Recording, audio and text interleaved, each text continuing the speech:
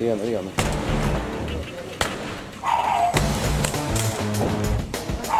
Lo que verá a continuación quizá revele uno de los tantos factores del por qué la educación peruana está en los últimos lugares en Sudamérica, según evaluaciones internacionales. Y es que esta semana, policías y fiscales de crimen organizado trajeron abajo a una mafia que por años habría entregado títulos a nombre de la nación con firmas y sellos de ley a falsos profesores y auxiliares de educación. Este lote de profesionales Bamba dictaban clases a niños y adolescentes de zonas rurales del país. Se logró, después de esta investigación de inteligencia profesional de la policía, desarticular esta organización criminal que se dedicaba no a falsificar títulos, se dedicaba a falsificar profesionales, que es diferente. ¿Qué significa? Que el título que te lo daban era un título original. Para ello fascinaban una serie de trámites, es decir, falsificaban, por ejemplo, las actas de notas, falsificaban la nómina de estudiantes, falsificaban la firma de los profesores que supuestamente los habían aprobado, de tal manera que hacían ver que efectivamente esta persona había estudiado todos los años de la carrera. Según las autoridades, esta mafia habría operado desde hace 5 años a nivel nacional. Y la matriz de esta fábrica de pseudo profesionales sería, increíblemente, la Gerencia Regional de Educación de la Libertad. Una fachada legal donde se aprobaban las plazas, enviando a estos falsos profesores a las zonas más pobres, donde no había fiscalización. Así operaba la mafia de los títulos.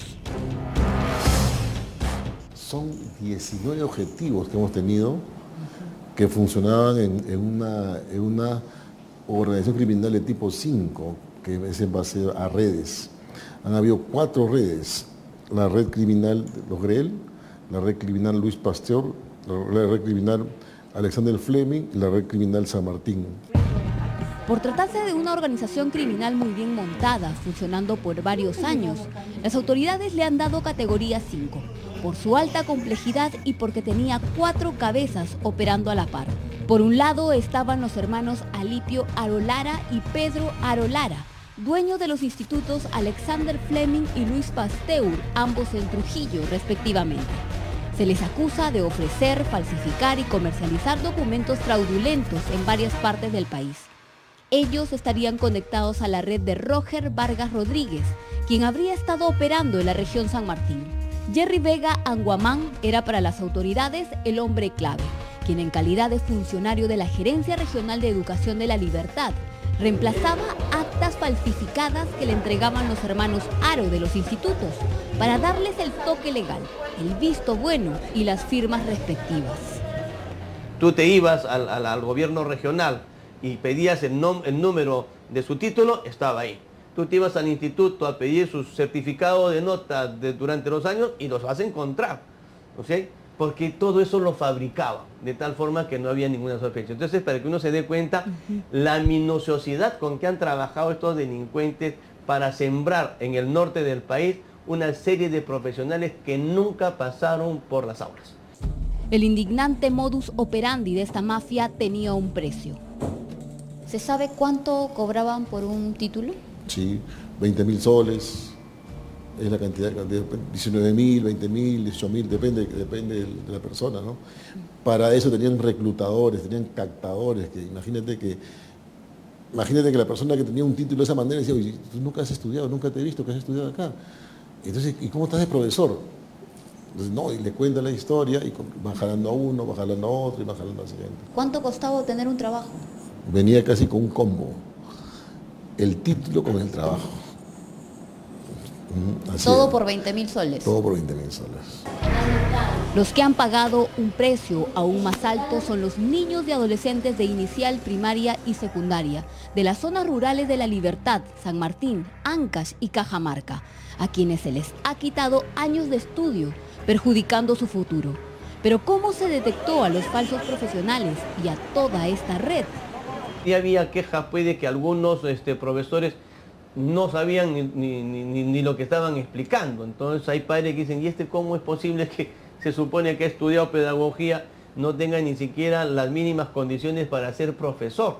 Entonces, en base a esas informaciones que comenzamos a rebuscar, como nosotros decimos, a investigar, y bueno, hemos llegado a desarticular esta organización criminal que estaba muy bien conformada, ¿no? Era en los institutos donde empezaba la trama.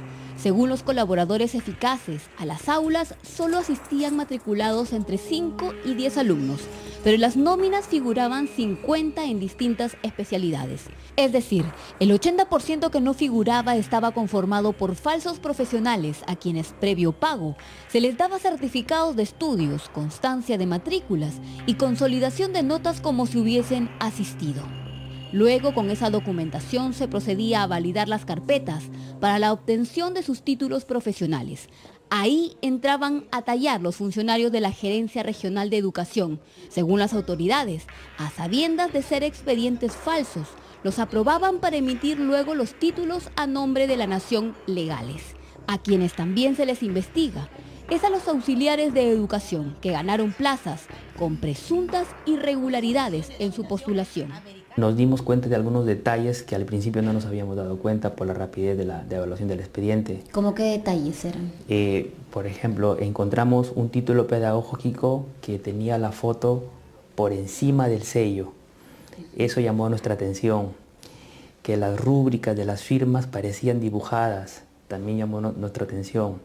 Ante eso, como tenemos acceso a RENIET, hicimos el cruce de información con las personas que suscribían los certificados. Para nuestra sorpresa fue grande, que las rúbricas eran totalmente distintas. Cuando se indagó en las unidades de gestión educativa en cada zona de los postulantes a auxiliares de educación, se evidenciaron más irregularidades.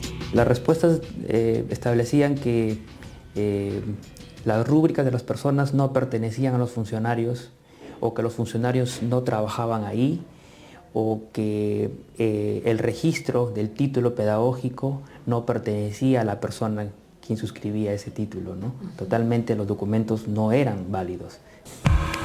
Personas inescrupulosas que ponían en riesgo no solo la educación de los menores, sino también la seguridad de los pequeños, pues habría serios indicios que este tipo de mafia pudo abrir las puertas a pedófilos y hasta violadores.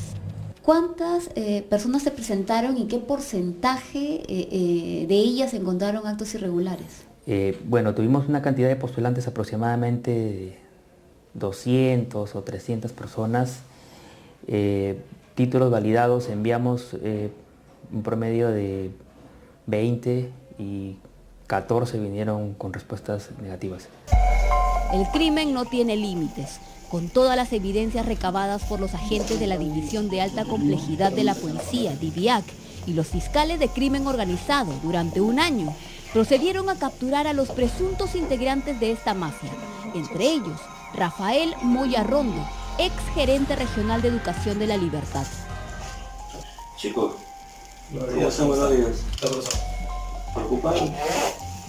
La Fiscalía lo acusa por incumplir dolosamente con sus funciones al no supervisar los títulos visados durante su gestión del 2015 al 2019, pese a las denuncias que ya existían. Quien también está detenido es Willard Loyola Quiroz, entonces subgerente de la Gerencia Regional de Educación de La Libertad, acusado de ser el encargado de dar el visto bueno a los expedientes.